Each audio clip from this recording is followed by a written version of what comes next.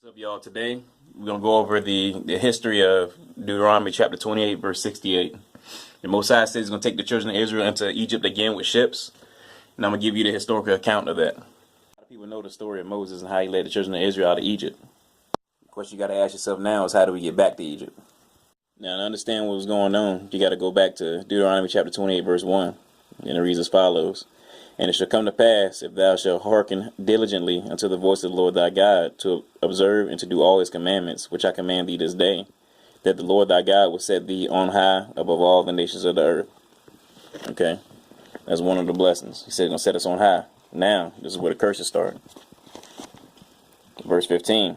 But it shall come to pass, if thou wilt not hearken unto the voice of the Lord thy God, to observe, to do all his commandments, and his statutes, which I command thee this day, that all these curses shall come upon thee and overtake thee.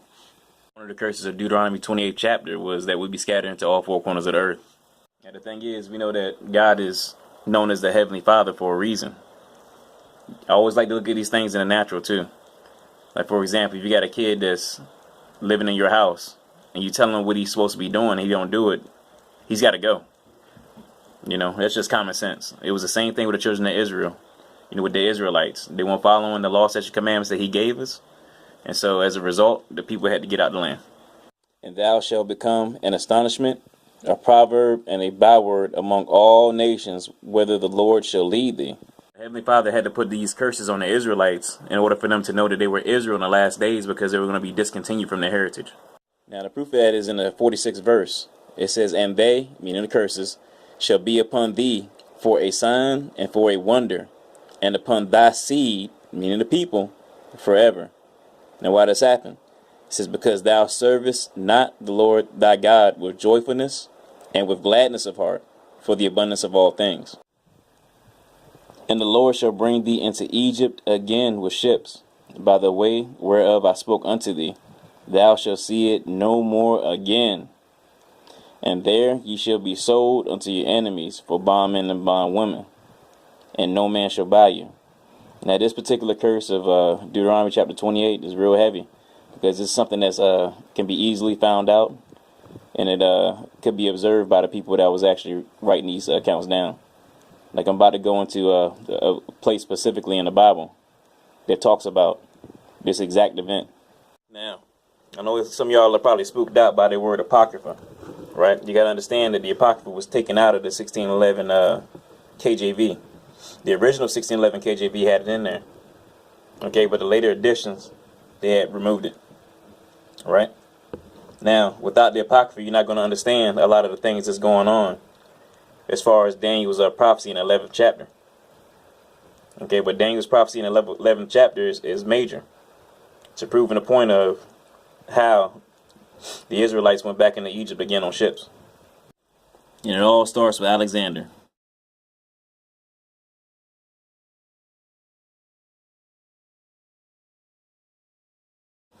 This is 1 Maccabees, chapter 1, verse 1.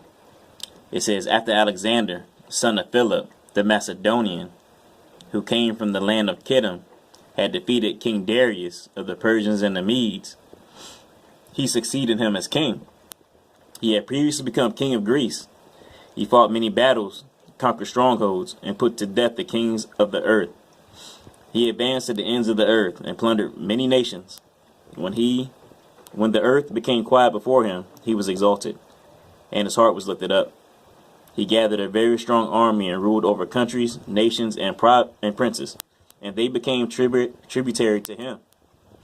After this, he fell sick and perceived that he was dying. So he summoned his most honored officers, or generals, who had been brought up with him from youth, and divided his kingdom among them while he was still alive. And this is the book of Daniel, chapter 11, verse 1. Also I, in the first year of Darius the Mede, even I stood to confirm and to strengthen him. And now will I show thee the truth. Behold, there shall stand up yet 3 kings in Persia, and the fourth shall be far richer than they all. And by his strength, through his riches, he shall stir up all against the realm of Grecia. And a mighty king shall stand up, that shall rule with great dominion, and will do according to his will. And he shall stand up, his kingdom shall be broken, and shall be divided toward the four winds of heaven, and not to his posterity, nor according to his dominion which he ruled, for his kingdom shall be plucked up, even for others besides those. So we know in First Maccabees that Alexander had died and his officers had took over. Now let's get a historical account of which officers took over and where. And this is what you're not going to know if you stay away from the Apocrypha. Okay? 7. And after Alexander had reigned 12 years, he died. Then his officers began to rule, each in his own place. They all put on crowns after his death, and so did their descendants after them for many years. And they caused many evils on the earth. If you want to know exactly what happened, research the Syrian Wars. This book is called The Works of Josephus. All right? Let's find out what Josephus had to say about it. Okay, let's get some more understanding about these officers / generals that Alexander had and what happened. Okay, this is in the Antiquities of the Jews. This is book 12. Chapter 1 says, Now when Alexander, the king of Macedon, had put an end to the dominion of the Persians, and had settled the affairs of Judea after the aforementioned manner, he ended his life. And as his government fell among many,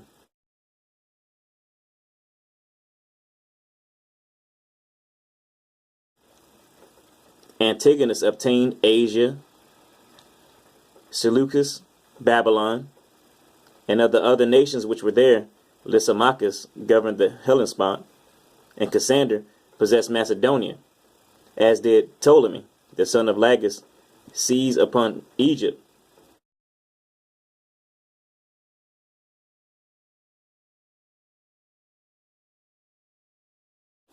And while these princes ambitiously strove one against another, every one for his own principality, it came to pass that there were continual wars. The thing about Alexander's generals or his officers is they was really greedy. You know what I'm saying? They was going in there changing names. You know what I mean? They were putting titles on themselves. That's why it's very hard through history. If you actually look up the different Ptolemies and the Seleucids, it's very hard because they had their natural names, they had the names of their fathers, and they also had names that they turn around and name themselves. Like Philadelphia, Soter, so on and so forth. Okay, this is one of the main things I wanted to bring out right here. It says the great number of these Jews and Samaritans that were formerly carried into Egypt by Alexander, and now by Ptolemy, the son of Lagus, appear afterwards, and the vast multitude who, as we shall see presently, were soon ransomed by Philadelphus, who was also Ptolemy, and by him made free, before he sent for the 72 interpreters. Now, as you can see, Alexander had the children of Israel in captivity, both the Jews and the Samaritans, and so did Ptolemy.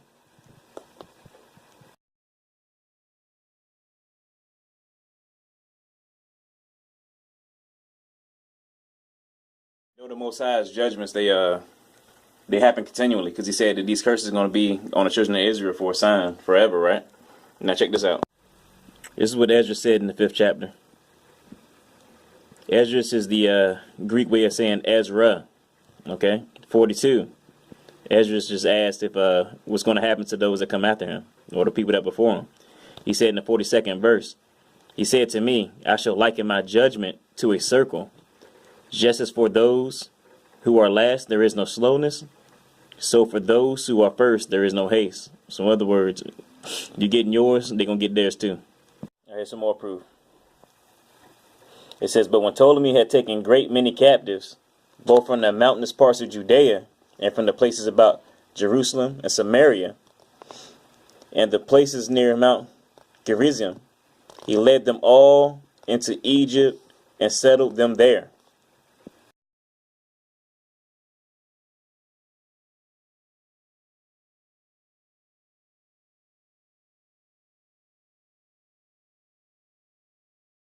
All right, this is for anybody that thinks that the history isn't important.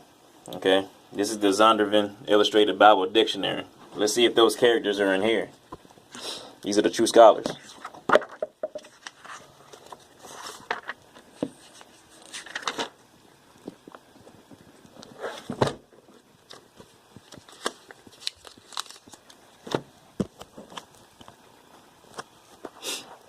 right here, Ptolemy, the dynastic name of the Macedonian Hellenistic kings who ruled Egypt after Alexander the Great until the Roman conquest. So some of these kings are mentioned in the Apocrypha, and their conflicts with their Seleucid rivals in Syria appear to be shadowed in the book of Daniel. Okay? It says the first Ptolemy, surnamed Soter, 367 to 282, was a distinguished officer of Alexander. He became satrap, and I told you they started naming themselves, of Egypt in 323, but converted his command into a kingdom in 305. As a successor of the pharaohs, for all you Egyptologists out there, Ptolemy I took over the ancient administration of Egypt and the ownership of the land. His vast and highly centralized bureaucracy, which became a permanent feature of the Ptolemaic rule, prepared the way for the Roman imperial administration of Egypt and contrasted with the Hellenistic policies of the rival Seleucid regime of Syria. And now, here's my man right here. The second Ptolemy, surnamed Philadelphus, 308 to 246 BC, consolidated the organization of the land. He was responsible for much of his government's remarkable financial system, including the most highly developed banking system of ancient times. Okay, let's get to the point. Ptolemy II built the amazing Pharaoh's Lighthouse outside the Twin Harbors, and the museum, and the most notable center of culture and literature in the ancient world. He established the famous Library of Alexandria. And all this stuff is in a stone. Here it is, limestone relief of Ptolemy II. There he is. For all you Egyptologists out there. Now, one thing to note about Philadelphus Ptolemy is that he had 112 ships that he would use to transport slaves.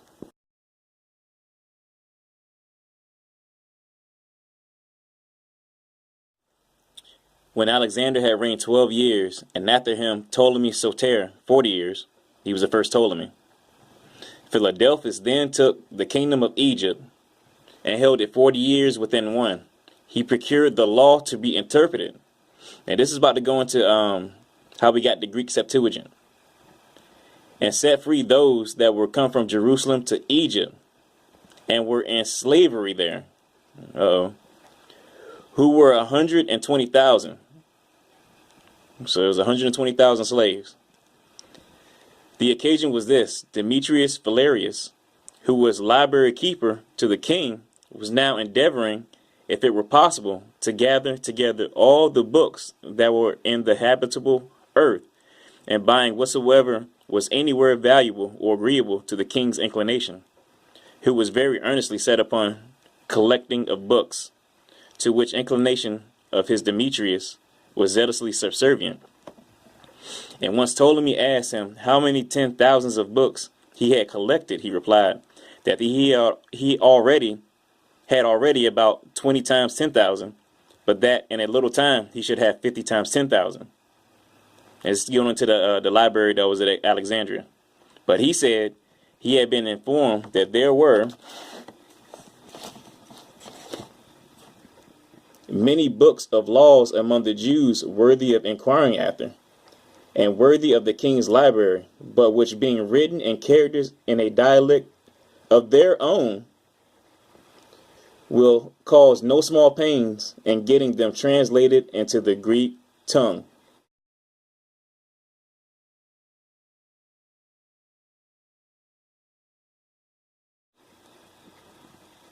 That the character in which they are written seems to be like that which is the proper character of the Syrians, and that it sounds, when pronounced, is like theirs also, and that this sound appears to be peculiar to themselves. Wherefore he said that nothing hindered why they might not get those books to be translated also. For while nothing is wanting that is necessary for that purpose, we may have their books in this library.